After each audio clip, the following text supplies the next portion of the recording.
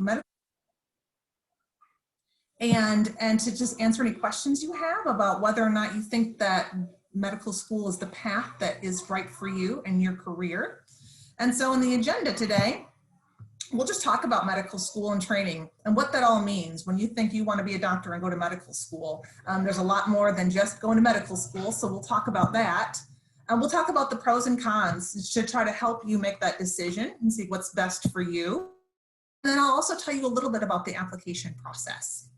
And then I'll take any questions, either at the end or during. So our goals today are to be better acquainted with medical school, recognize the difference in professional medical school training. So when you get a degree, an MD degree or a DO degree versus graduate school training, which would be a PhD. We call them all doctors, but there are differences. And then again, like I said, learn about the application process. And this is a very informal conversation that we're having. So any questions, you just pop them in the chat box and we will we'll see about answering those. Okay, so first of all, just to kind of give you an overview of medical school. So when you go to medical school, that is the professional degree that we have to be a physician. So a medical degree can either be an MD degree or a DO degree. So the only difference there is that's allopathic medicine versus osteopathic medicine. So you'll hear about allopathic training or osteopathic training. It does not matter if you get an MD or a DO, those two degrees are a physician in this country and you have the same career path, you have the same career privileges and career requirements and responsibilities. So I just wanted to really briefly just let you know what the difference is, because you'll probably have heard about osteopathic schools versus allopathic schools. And so, I don't need that one yet.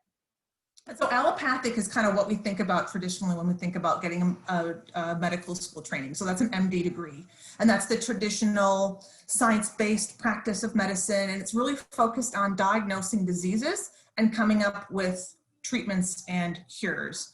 Whereas osteopathic medicine is kind of a different philosophy, and osteopathic training really focuses on holistic training and holistic healing and focuses on the patient as a whole person, and it has a lot of emphasis on disease prevention and wellness. Not to say that allopaths don't do that as well, but it's a very large part of the osteopathic philosophy. So there's also a special kind of hands-on diagnostic technique that they teach in osteopathic schools. So, but either way, you end up on the other side as a physician. So regardless of which path that you choose to take to be a physician, medical school is just the first step. So medical school is professional school. So it is a 4-year degree. By and large, it's going to be 4 years of your time. There's no taking shortcuts or transferring in credit from somewhere else. It's different than college. You're in lockstep training with everyone else that you're in class with, and it usually takes about 4 years. Once you graduate from medical school, you have a degree, you have letters behind your name, but you are not ready to be a practicing physician yet. The next step of medical school training is residency. So once you graduate from medical school, you kind of have a broad foundation of knowledge, and then residency is where you begin to specialize. So depending on what specialty you do, your residency training is probably going to be somewhere between 2 and 5 years. Some highly specialized things, those residency trainings might last a little longer, but that's the average range. Then after that, some people, when they complete their residency training, that's adequate for the degree path that they are on. Some people need even more training. And so after residency, you do a fellowship. So a fellowship training is even more specialized training, which takes anywhere from 1 to 3 years, depending on what the fellowship is. And then when you're done with fellowship and you start actually working as a physician, you never stop learning. Physicians are required to take continuing education credit all throughout their professional life. They are required to retake board exams at certain times. So you are committing to a lifetime of learning if you decide you want to be a physician. So I'll give you just an example. Say you go to medical school and you decide you fall in love with ear, nose, and throat, ENT, otolaryngology. So you do your 4 years of medical school, you apply and are accepted into an ENT residency program. That's a 5-year residency program typically. Once you're there, you decide you don't want to just be a general ENT, ear, nose, and throat doctor. You want to specialize. You decide you want to do cochlear implants. So you want to help people be able to hear who have some kind of mechanical hearing loss. So that's neurootology, and that's another 2-year fellowship. So if you want to do, for example, cochlear implants, that's an awesome career choice. That's bachelor's degree, however long it takes you to get your undergraduate degree. Then you have to do 4 years of medical school. Then you have to do 5 years of residency. So that's 9 years of training and an additional 2 years of fellowship. So that's 11 years after you get your bachelor's degree. So that's a super specific example, but that's just an example of how specialized your medical training can be. But then also, if you have a dream to do something like that, you are really committing to something super long-term and super rigorous. Let's see. See, I think that's all I have to say about those things. So the other thing I mentioned when I said that we started our path getting a bachelor's degree, and we'll come back to requirements, but I just want to let you know that when you go to medical school, there's no typical specific degree requirement. You don't have to have a biology degree, or you don't have to have a biochemistry degree. There are course requirements. And so in medical school, we get people applying from all walks of life, people that have all kinds of different degrees, from the really rigorous science degrees to humanities degrees, social sciences, all kinds of things. I've had people apply and get into medical school. A couple years ago, I had a young man who had his music degree, and he was a music minister in Dallas, and he decided he wanted to go back and go to medical school. Well, all he had to do was take the course requirements, and he was ready to rock and roll. And he's in 3rd year now, so he's doing his clinical training. So what happens when we get into medical school? What does that look like? And we'll talk about how to get into medical school for a minute, but I just kind of want to give you an idea of what your coursework will be like if that's the choice that you make. So don't worry about the details of this image. This is our particular coursework at the College of Medicine here at Houston. Not every College of Medicine or medical school is going to be the same, but we all follow the same basic pattern. So in the first part of your training, you have a pre-clerkship phase, which is like your classroom phase. So this is the phase where you're learning all of your biomedical science, and you're also taking courses that are would be described as the art of medicine. So learning the skills of being a physician, such as patient communication, taking a history, doing a physical on a patient, listening to their heart sounds and all those kinds of things, their lung sounds, things of that nature, taking their pulse. So in a lot of medical schools, traditionally, that was a 2-year process. Many medical schools, including the College of Medicine here at the University of Houston, have kind of shrunk that process down to 18 months. So we get you out of the classroom and into the clinic sooner. Most medical schools do all their biomedical science divvied up as organ systems. So you will learn, so example, on my image, on my example here, you can see in March of the first year, for example, you did the nervous system.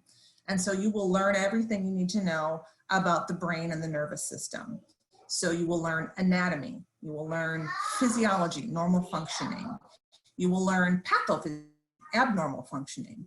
You will learn about specific diseases. You will learn about the pharmacology, the treatment of those diseases. You will learn about other specialized things you would need to know for that organ system. You'll learn about infections of the nervous system, things of that nature. So you kind of get an overall picture of each organ system as you go through.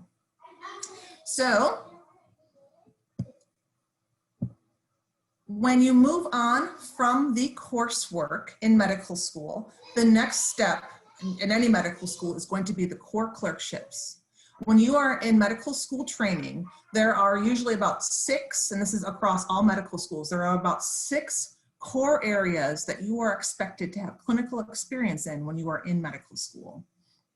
So this includes internal medicine, obstetrics and gynecology, pediatrics, family medicine, psychiatry, and surgery. So anywhere you go to medical school, you are going to have these types of clinical experiences. In a lot of medical schools, you just do one at a time. So you do your 6 or 8 weeks of family medicine, then you go on to your surgery, and then you go on to your pediatrics, or whatever the order is.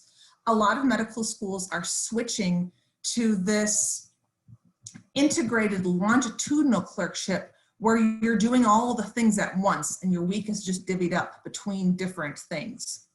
So for example, here in this person's theoretical schedule, they have Monday morning, they go to their family medicine clinic.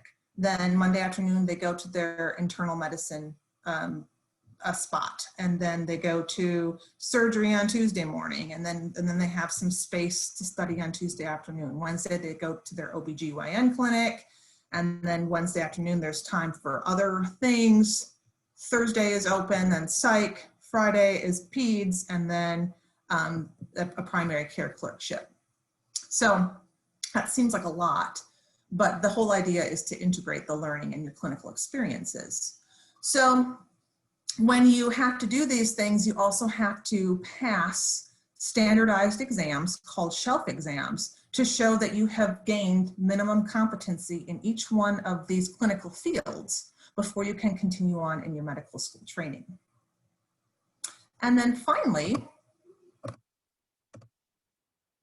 medical schools are going to have advanced clerkships. So previously what happened is you were in the classroom for 2 years, then your third year were your core clerkships, and then your fourth year was your advanced clerkships. Sometimes these schedules get a little wonky depending on what medical school you go to, but the pattern is the same. The advanced clerkships are just what they sound like. They are advanced beyond the core clerkships. There are specific advanced clerkships that certain medical schools will have, depending on their specialties and their and the opportunities they have for training, and depending on just what their goal is and what their mission is for training their trainees. So our advanced clerkships at the College of Medicine are rural medicine, ICU, and the emergency department. And then there are also electives. So everyone, we don't have those set yet because we're a new school, but in other schools, those things would be depending on what specialties that they had available to them. So those could be oncology or infectious disease or neurosurgery, neurology, ear, nose, and throat, ENT, trauma, things of that nature, pulmonology. And so those are advanced beyond the things that you learned in your core clerkships. But as you kind of decide and focus in on what you want, what kind of physician you want to be, you can kind of shape those electives to kind of help you be ready by the time you graduate. So I tell you all that just to kind of let you know that all medical school follows that basic pattern. And like I said, I showed you the schedules that we have here for our College of Medicine. Different colleges and schools of medicine are going to be different when it comes to the details, but that basic structure is going to stay the same. So before I move on, are there any questions about any of this? Let me see if I can see. I don't see any. Oh, one just popped up. Okay. So someone's asking, Christian is asking, how does that curriculum include time for preparing for the USMLE? Oh, great question. So for the USMLE Step 1 exam, that is usually an exam that is timed so it can make sure that you did a really good job learning all of this stuff, learning all this pre-clerkship work, all the basic science before you go into the clinic. So what most medical schools are going to do is they are going to build in Step 1 study time. So when this happens is varied between different medical schools. The timing of when you take the step is determined by the medical school curriculum where you attend. However, there is time set aside in some kind of block. So here we've got about a month. Schools will be different depending on how their curriculum falls out. But there's usually time built in for you to step away from your coursework and completely focus in on taking that exam. Now, when you are in your pre-clerkship classes, before you even get to that point, the coursework is designed to make sure that they are hitting those high yield points that you will have to know for USMLE Step 1. So when you get to the point where you're doing your dedicated study time, you're not seeing anything new for the first time. You're going back and reviewing and looking over things that were already discussed. But yes, there is time built in to study to make sure that you can pass that test. Are there any questions at this point? There's no other questions in the chat, but feel free to leave any questions you have or anything you want to learn about within the chat. Okay. So from here, I'm sorry, let me go ahead and advance. Before I talk about the requirements for medical school, I talked a lot about the training and what you need to do to be a physician. So you might be looking at that and you might be thinking, oh my, that's a lot of stuff. I don't know if that's a commitment I want to make. I know I like science, or I know I like helping people, but is love of science and a desire to help people the right combination for me as far as medical school goes? So I want to just briefly talk about, and I don't have a slide about this, but I wanted to just briefly talk about, just to keep in mind, if you're trying to decide if this is a commitment that you want to make for your life career, I want to talk about kind of the pros and cons. So when you choose medical school, you are choosing, like I mentioned earlier, a lifetime of learning. So it is a long-term commitment. But the pro is that you are signing up for highly specialized training, like I said. So if there is something, you know, especially if you have a certain desire on a very particular topic, or you have a passion for a particular area of biomedical science, medical school might be the place where you can really optimize that interest and really become an expert in that area. It's also a really great way to help people. That's what everyone always says, I'm going to be a doctor because I want to help people. Well, you will help people. It's a really great way to help people. You help your individual patients as a physician, but then as a physician, you also occupy a certain level within our society in this country where you are respected and are encouraged to join local, regional, and national organizations where they can help shape healthcare policy. They are encouraged to work within their community to help with the health and well-being of their community and help to kind of make connections and take care of certain healthcare disparities, which unfortunately are very prevalent in certain communities in our country. So a physician is someone that has a lot of power because of their training and because of the place that they occupy in our society, in our culture, where they can do a lot of good for a lot of people, not just the person sitting across from them in the exam room.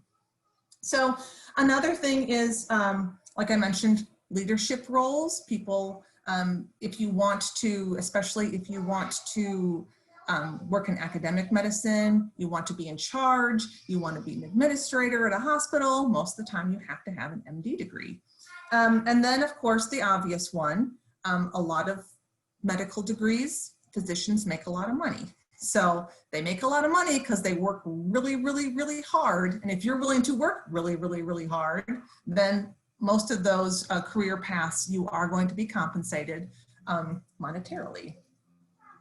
Some of the cons is that it's a long marathon. So if you are someone, you want to just be done with school, you want to help people, but you don't want to go to school for 10 more years after college, there are plenty of other allied health professions that are equally valid and equally rewarding, that don't require the time and the financial commitment that medical school does. So that's something important to keep in mind. If you like medicine and healthcare and you want to help people, but you're not sure that all of this is for you, I would encourage you to learn more about the other allied health professions where you would be, that are equally valuable, and you will find equal fulfillment depending on what your career and personal and professional goals are. And then it's expensive. Going to medical school costs a lot of money, and you can't, most medical schools, all medical school, you cannot work part-time. That's not an option. You're just too busy. So everyone has to apply for loans. Everyone has to apply for scholarships. Only very, very, very few students that apply for medical school are going to have the opportunity to have like a full-time, like a full scholarship or a full ride. That medical schools don't offer a lot of those. So you're going to end up paying for it somehow. And then you're going to have that student loans, you're going to pay for those well beyond residency. And then it's a really intense career. When you sign up, great privilege comes with great responsibility. So you have people's lives in your hands. You are oftentimes called on to work long, long hours. Oftentimes it's a thankless job.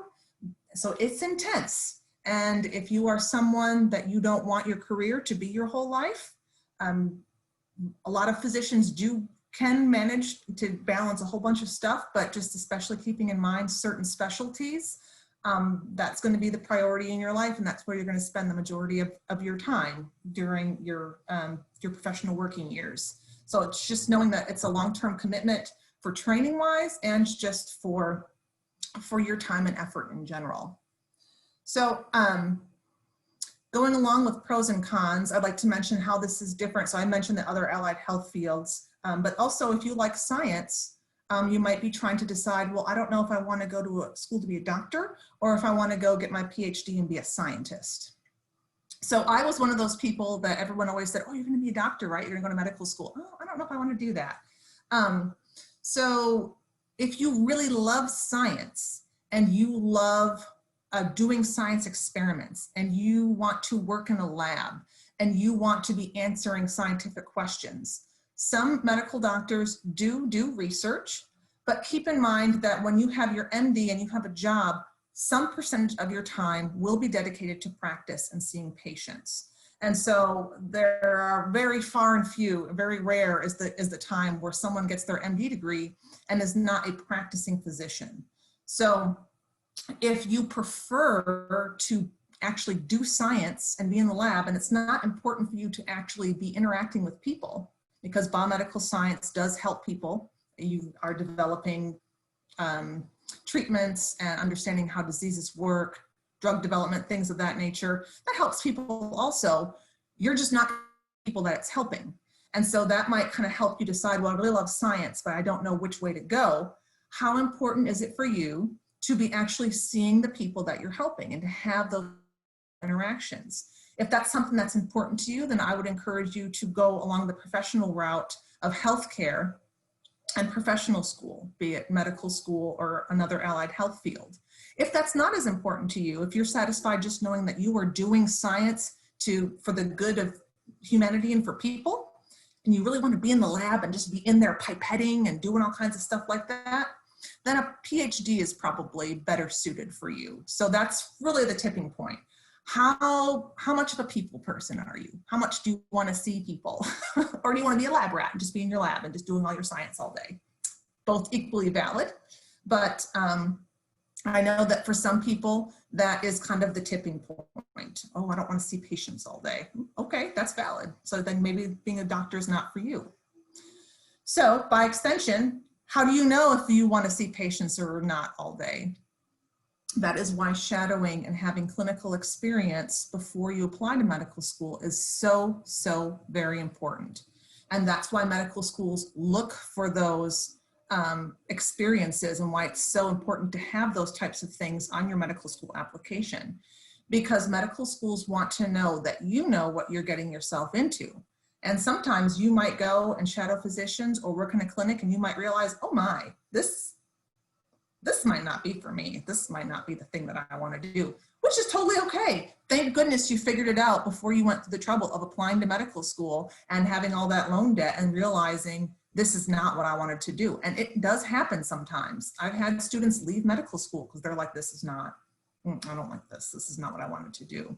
So that experience in the clinic and all those experiences that you have that you put on your medical school application, those are just as much for you to make sure that you know what you want to do as it is for the medical school admissions committee to know that you know stuff.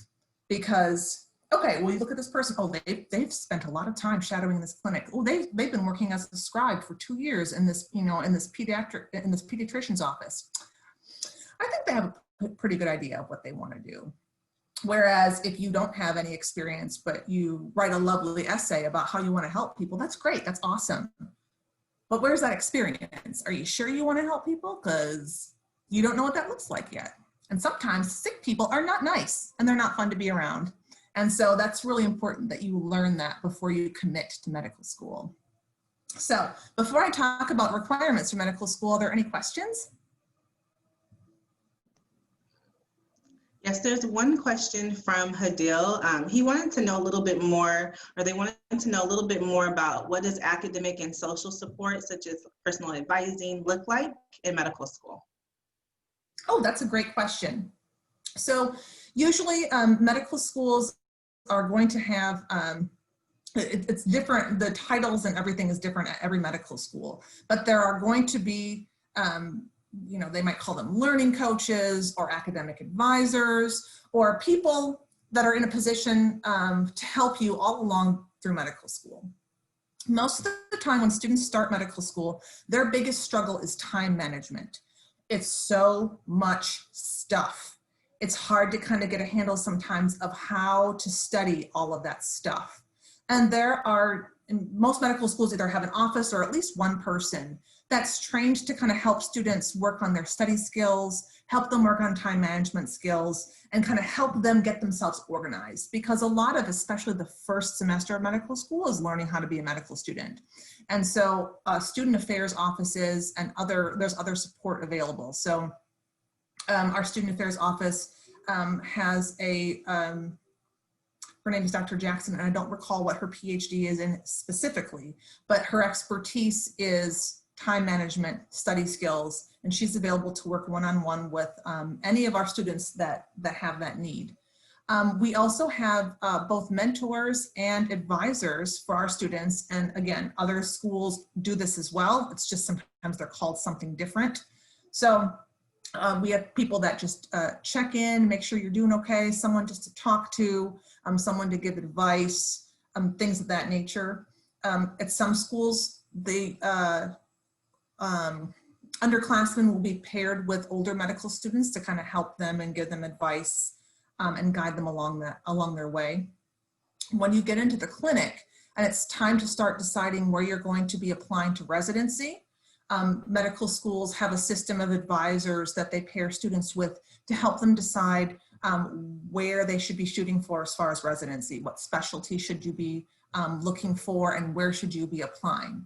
So that's really important guidance for the students, especially because there are a lot of factors that go into whether or not your residency application will be successful. So it depends on your step 1 scores, it depends on your step 2 scores, it depends on your personal interests, your personal experiences, your research interests, your research experience. If some specialties, you need to have some research. And so there will be advisors in place to help each individual student kind of navigate that very personalized residency application process to make sure that you're making the best decision, both for your personal desires and career goals, and decisions that are reasonable based on your medical school performance and experience. So yes, there are lots and lots of things built in to the medical school process to support students, and when they aren't doing well, to make sure they don't fail out.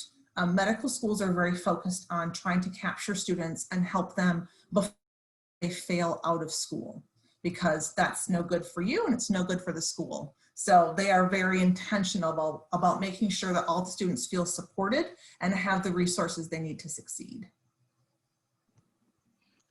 We do have another question that focuses on shadowing. And I know a lot of students that we work with across all majors always have questions on tips and strategies and how to go about even securing those shadowing opportunities. So any insight or tips you can share with them about how they can go about getting and securing shadowing opportunities, and then also speak to it being COVID and how that may look, since most of us are virtual now. Right, so so the first part about just tips on shadowing in general.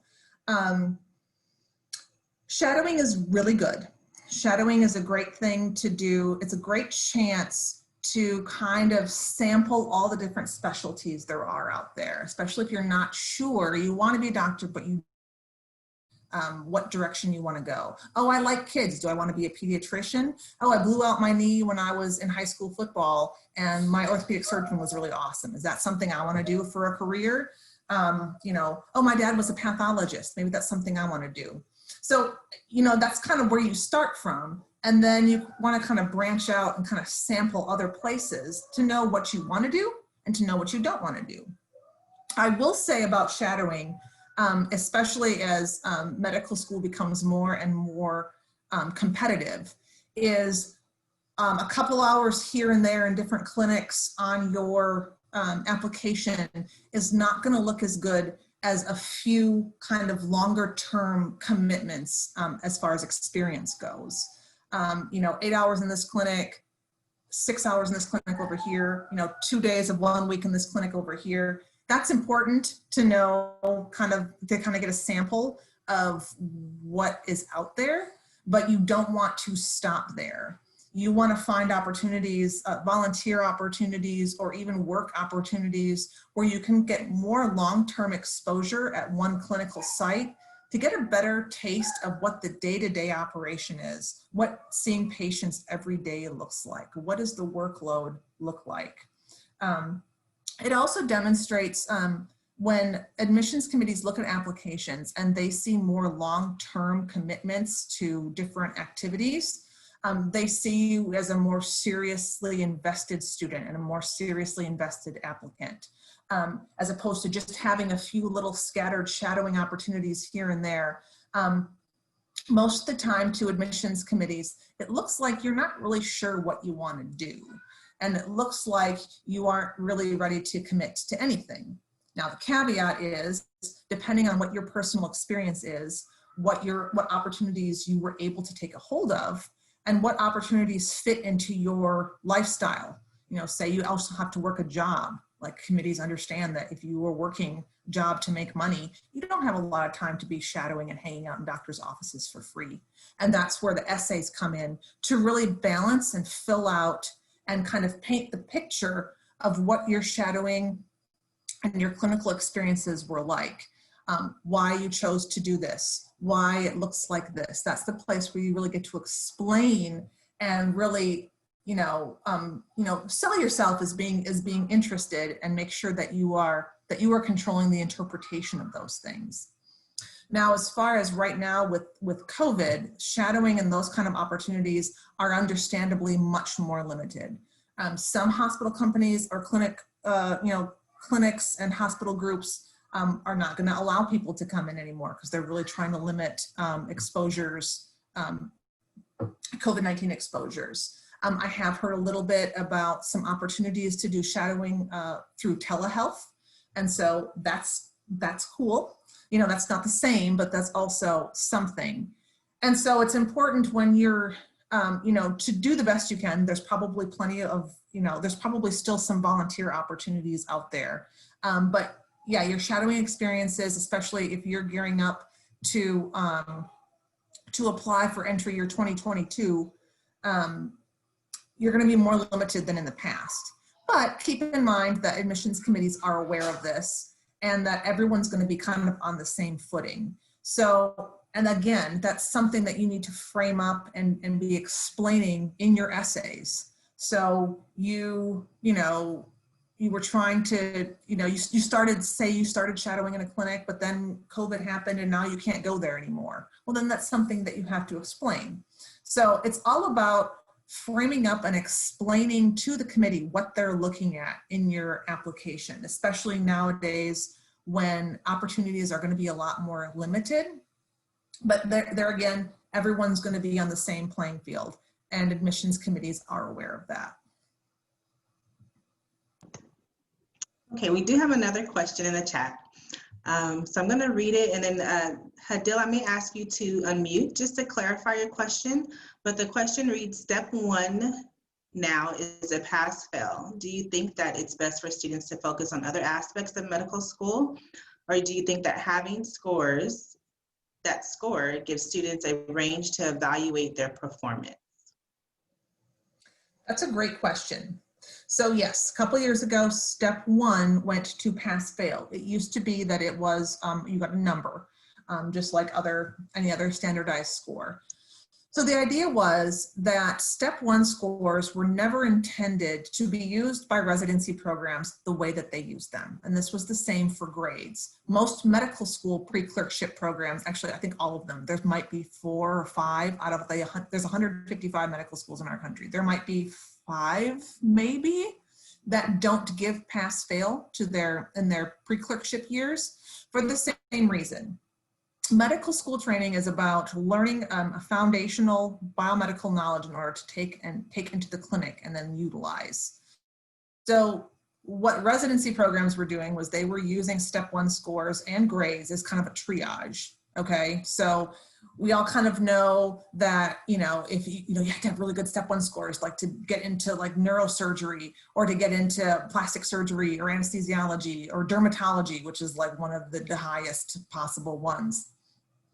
And that's really not the purpose of step one scores, but that's how residency programs use them. So they wanted to kind of take away that kind of unfair number, because it doesn't necessarily mean that you wouldn't be able to do that program. It's just everyone wants to be a neurosurgeon because it pays a lot of money. So they got to make sure they have to find a way to kind of, sort all those applications.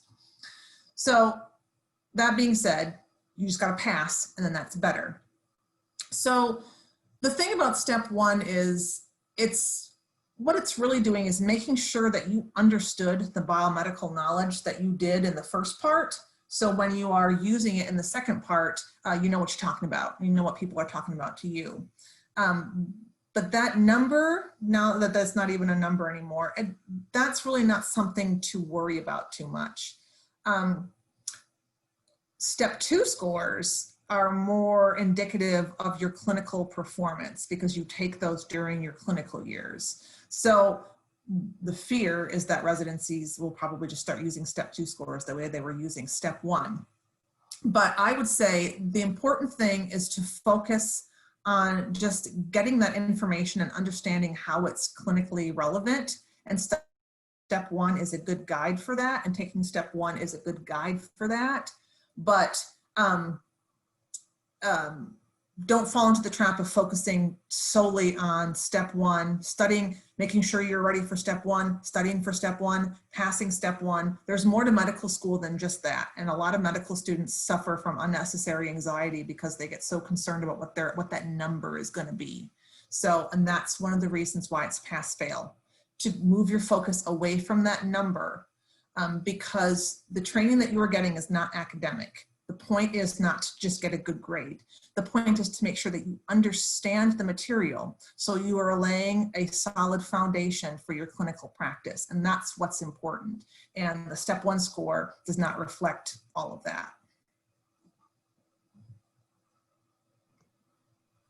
Okay, we have a few more questions in the chat. So the next one has to do with student involvement. So we have a high engagement of students that are involved in organizations on campus. And so one student's asking, regarding student organizations, is there any weight in terms of just being involved in organizations, or is it better to be in medical related student organizations? That's a really good question. So, so as far as extracurricular activities and involvement, those things are looked at several different ways by an admissions committee. So the first thing that admissions committees are going to do is just generally, what else have you been doing besides studying? So can you balance your time? Because that is so important in medical school and as a practicing physician. Good grades don't count if you had to just cut everything else out of your life to get them, because that is not realistic for professional school or for life in general. You can't shut everything out in order to study. And so if you remember what I said, we did set aside, medical school does set aside time to study for step one to make sure you get over that initial hump. But as you go through your clerkships, you are expected to take a shelf exam after each clerkship, which is a standardized test to make sure that you meet the minimum competency for that for that particular specialty. You have a little bit of time to study, but you're going to be doing a lot of studying in between seeing patients and when you get home from the hospital every night. And so you're also going to be doing that same thing when you study for step 2 and when you study for your boards and when you study for all of your continuing education stuff, you know, on forever. So we're looking to see, can you do that? And so if you can't get good grades, you know, and do other stuff, that's kind of a red flag. So doesn't mean you can't do it. What we're seeing is you don't know how to organize your time to do it. So as far as, and so then I talked about how shadowing and medical experiences are important, but that isn't the only experience that you're going to have. And so what admissions usually does is it looks at the other things that you were doing as well, how much you were doing, where you were allocating your time, because that tells us what was important to you. Now, if you're doing things that are not medical related, or clubs or activities or athletics or something that's not, you know, where you volunteer at your church or you volunteer, you know, at some other thing that's not related to medicine, that's great. Because oftentimes what that does is that points to your passion and that points to your interests, and it really rounds you out as a person for the admissions committee.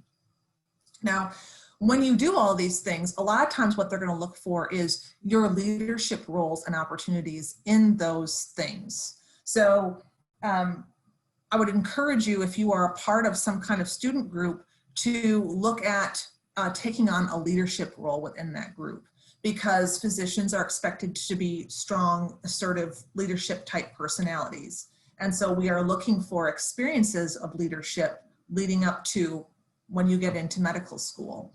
And so oftentimes you will have to discuss a leadership opportunity a lot of times, and we haven't gotten to the requirements yet, but there are written requirements in both the primary and secondary applications to medical school. And oftentimes there will be a question on there about your leadership experience, something that you learned or a mistake that you made while you were being a leader, things of that nature. So that's great if you're involved in lots of different things. And it's important to kind of rise in those groups and be a leader. And then also, like I said, when you were writing those essays and you're kind of framing up your experience and kind of explaining yourself to the committee, those are things that then that's fodder for you to talk about stuff. You know, when you're asked to, you know, to tell about yourself, you know, you talk about how these things affect you and what you've learned and things of that nature. So ultimately what you're presenting to the committee is a well-rounded, interesting, intelligent person. So, and all of those student activities help do that. Okay, so we have a few more questions in the chat. Okay. As we're digging deep. So the two questions kind of overlap. They really focus on majors. And so we get this question a lot in career services: what major should I focus on or declare, you know, to put me on that track? So one student, she's an industrial design major, and she has a question. Let me scroll back up. So she's asking, is there something else I can do? It kind of aligns with your response, but what else can I do to make up for her being in her words, not a typical major, you know, that goes into the medical path. Along the same lines, we have another student that is majoring in public health, plans to go to medical school, MD, MPH route, but knows that the process may look a little bit different compared to other typical medical majors, and wants to hear your thoughts on that. So for the first one, that's really, we're set up nicely for that with this slide I have right here, as far as the requirements for medical school. And so, like I said earlier, there's no specific degree requirement. There is required coursework. So oftentimes what people do is they take a science, they declare a degree path in a biomedical science or in a science, just because it's easier to get those required courses, because that's what you need to get that degree. And oh, lo and behold, those are the same things that you need to get into medical school. So that's just an easier path. If you are not, if you aren't a biology major or a biochemistry major, that really doesn't matter, as long as you have good grades and you have the required coursework. there is no time in the process where we look at someone, they're like, oh, well, this person has a biology degree, but this person has a chemical engineering degree. Well, biology is probably better. Or gosh, this person has a theater degree. Oh, no, thank you. That's really not part of the process for admissions screening. Now, actually, to be quite honest, it probably works more the other way, where most medical schools are really focused on having a diverse class, people of different backgrounds, people of different experiences, and they like seeing other people in the mix. And so it does not hurt you at all to not be a science major. And sometimes it might even help you, because those other courses that you take in those other degree programs really help make your training experience unique, and really it allows you to bring a unique set of skills and knowledge to the medical school class. And most medical schools like that and are trying to do that. So having said that, no specific degree requirement, but there is required coursework. Medical schools want to make sure that you're ready for the highly rigorous biomedical science that you're going to be seeing in your pre-clerkship coursework. So, and I didn't have the number of credits on here. Keeping in mind, all medical schools are a little bit different. Most of them follow the same pattern. And these are the requirements for our College of Medicine. Most are going to be similar. You can find them on the websites of the medical schools that you're interested in. You're going to be required to take a good chunk of biology credits, chemistry, biochemistry, statistics, usually biological or statistics taught in certain stats classes carry more weight than others, and then English composition.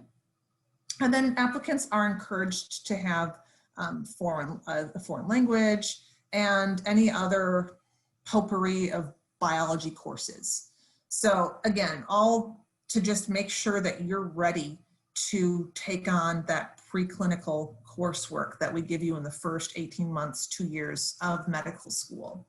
And so what admissions offices are going to do is they're going to look at the grades that you got in your coursework.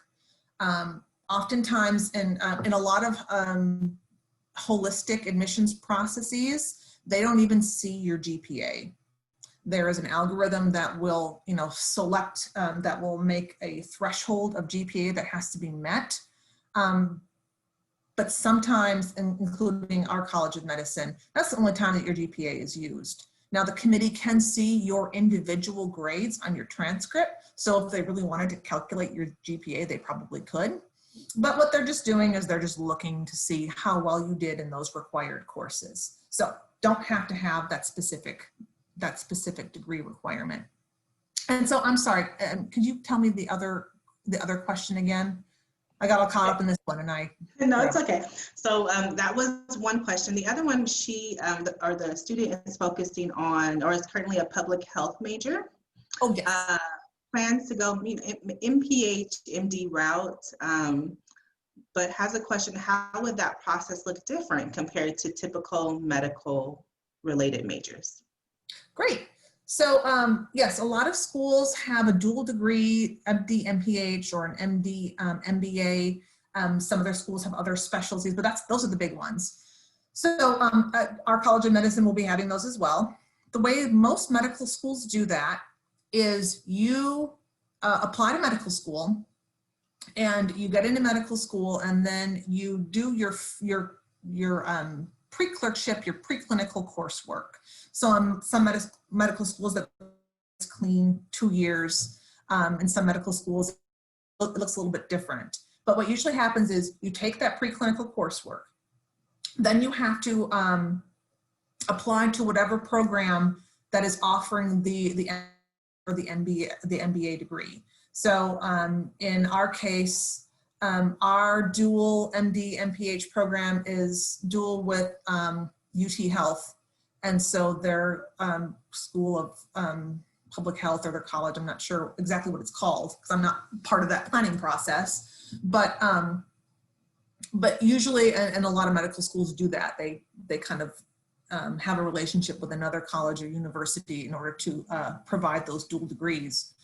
And so then you will take a break from your medical school, and you will go and be a part of that program and satisfy those program requirements.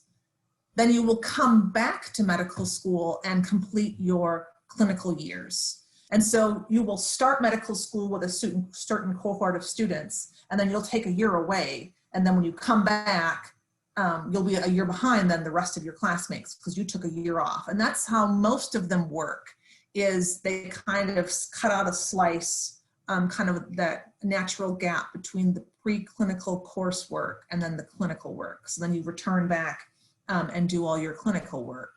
A lot of times MD, PhD degrees do the same thing. A PhD takes more than just a year. So oftentimes you'll do a couple years of coursework as a medical student, and you'll go to apply to a PhD program, 4 or 5 years there, then return to medical school. So it's usually a gap between the preclinical coursework and the clinical time.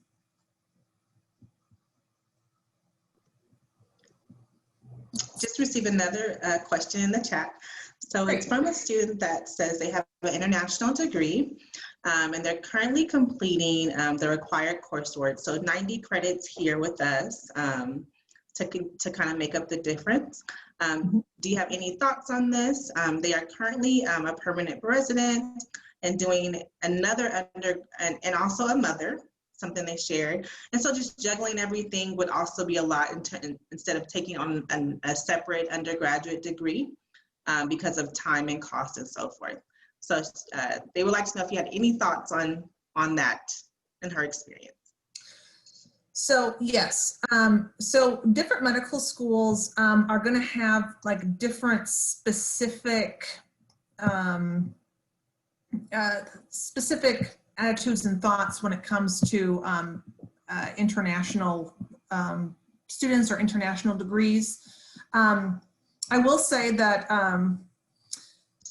you have to, most of a U.S. citizen or permanent resident, which is fine, and it sounds like that's that person. And typically, having the undergraduate degree, being an international student is not a problem, as long as those 90 credit hours, those undergraduate hours, those required 90 or however many hours, medical school wants, ours is 90, as long as those come from an accredited U.S. or Canadian university, then you're good to go. So usually when you have all your required courses and you upload them into the TMDSAS or the AMCAS system, those systems are where you do your preliminary applications.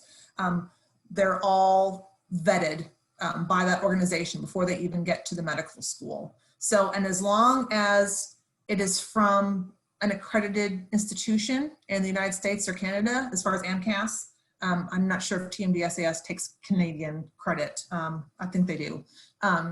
Then you're fine. It doesn't, if you have other experiences at other schools, that's not a problem. All right, thank you. That's all the questions for now. So, so that's a really good kind of segue into the applications for medical school. So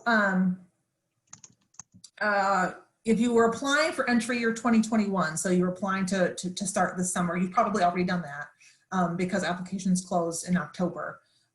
So most of you here are probably going to be applying for in the future somewhere. So medical school application is a multiple step process. So it's good to be thinking about that well before you actually get to the point where it's time to apply. Like I mentioned, primary application happens through TMDSAS or AMCAS. So those are probably words that you have heard before.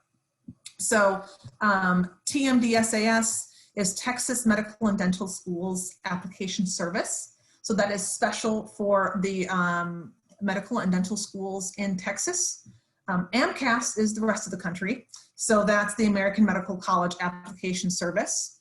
So if you plan on going outside of the state of Texas or to Baylor, you have to apply through AMCAS. Otherwise, you're applying through TMDSAS.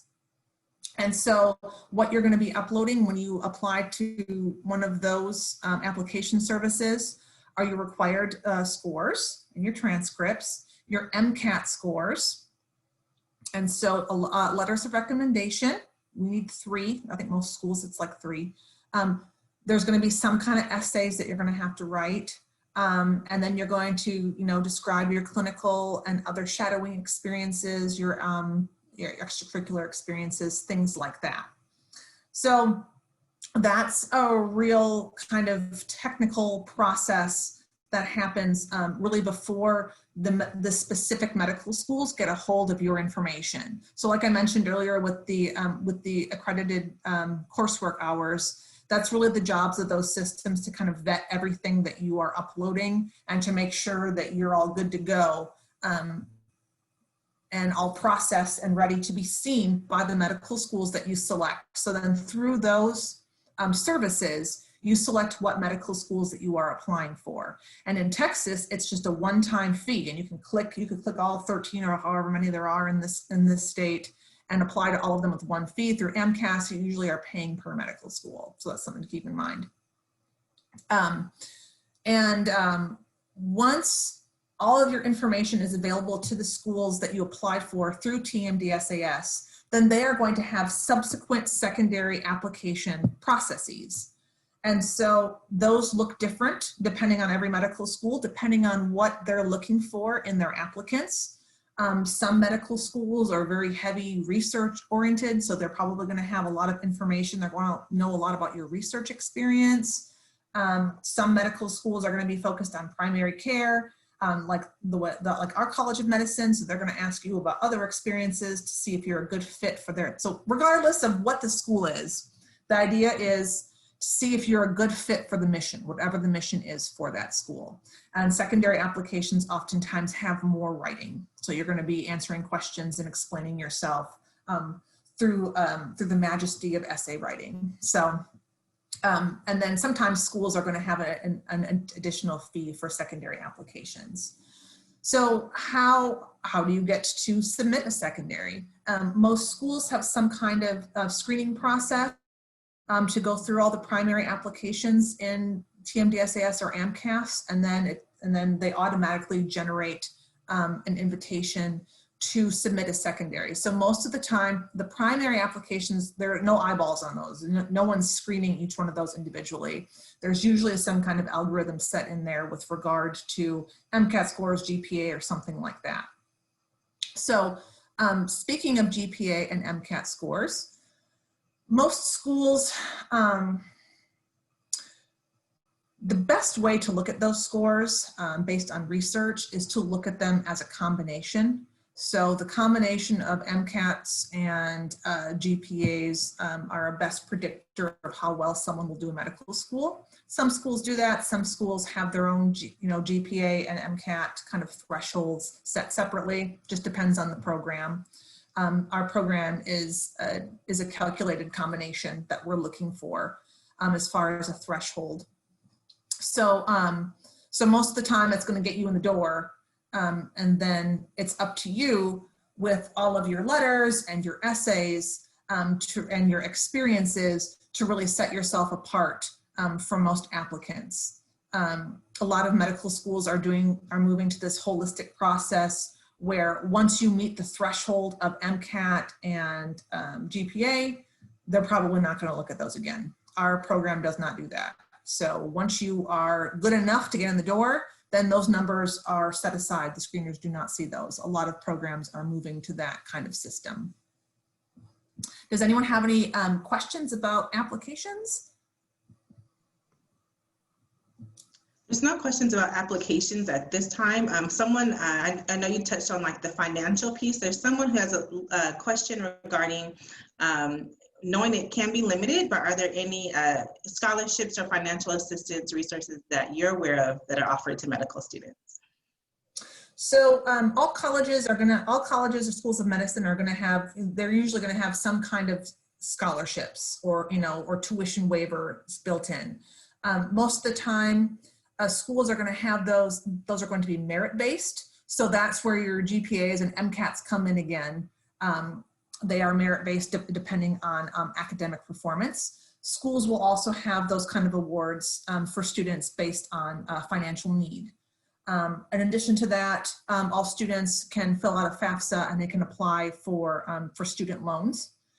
Every medical school has some kind of Office of Student Financial Aid that helps guide students through that process. And as part of the medical school application and interview process for medical schools in our country, when you go on an interview, most medical schools are required to give you some information about how finances look like when you go to medical school. Our financial officer at UHCOM does a really great presentation where he breaks it all down for you and shows you exactly how much money you're going to need every year. Not every school does that, but there are people dedicated to making sure that applicants and interviewees know what's available and understand the process to make sure that if there are additional things that need to be submitted to apply for a scholarship, that everyone is on the same page and everyone is aware of that. So, but all schools have something. Everybody has something, even if it's just student loans. There's always financial help available to medical students. All right, that's all the questions for now. Great, and I think we're, yeah. So, right at, yeah, right yep. At our time too, so perfect yes, timing. So it's perfect timing. So additional resources, I just pulled some extra websites that I thought would be helpful to students, to you guys who are kind of at this stage in your training and in your academic career, trying to make a decision if this is the right path for you. So the AAMC, the American Association of Medical Colleges, has a lot of awesome resources on their website for pre-medical students. That's AAMC.org is the parent site. And then they have a place for students and residents. And it's a really great step-by-step. So I just have the first one here, choosing medical school. So it's essentially the same kind of thing. Is that the right decision for me? How do I make that decision? There's also resources on taking the MCAT and how to study and how best to set up that timeline. And then if you're curious specifically about the Texas specific application service, I've got the link to their website, tmdsas.com. Keeping in mind that all medical school applications have to go through TMDSAS or AMCAS. There's no other way to apply to medical school. You have to go through one of those services depending on which school you're going to. And then just to give you, to get you started on looking for understanding what the applications process looks like, I've linked the application, the admissions application process for College of Medicine here, so you can kind of take a look at that. Keeping in mind that all medical schools are different, but they're all going to provide the same resources to you. So if you are interested in going to Texas A&M or Texas or Texas Tech or wherever, or any other medical school in this state, they're all going to have the same kind of resources available to you. They're going to explain to you what they're looking for as far as prereqs. They're going to explain their application process. They're going to tell you their deadlines. They're going to tell you who to contact if you have questions, all that good stuff. So medical schools have all that information available to you, and there's usually some place that you can submit questions. They're going to give you the name of a person who can help you out. Let's see. That's all I got. Yeah. So there's my email address. I am more than happy to answer any questions. You guys are more than welcome to reach out to me, and I am happy to answer questions that you might have about medical school or a medical school application, anything like that. I'm here to help. Thank you so much, Dr. Turpin. So I included our survey link in there, and if you're okay, I would love to share the slides with the students that attended the session today as well. So they'll have access to the recording and also the presentation. Please note Dr. Turpin's email, take her up on that. She's offering any questions you have, you can reach out to her directly. So be sure to take advantage of that opportunity. Thank you so much for attending today. And also reach out to University Career Services. All of our workshops, sessions, career fairs are virtual through the semester. And then we also have appointments available to you all every day. All right, so thank you so much. Thank you. This was super fun. I hope that I helped you guys out and I helped give you some insight. And like I said, please, if you have questions, I'm happy to help.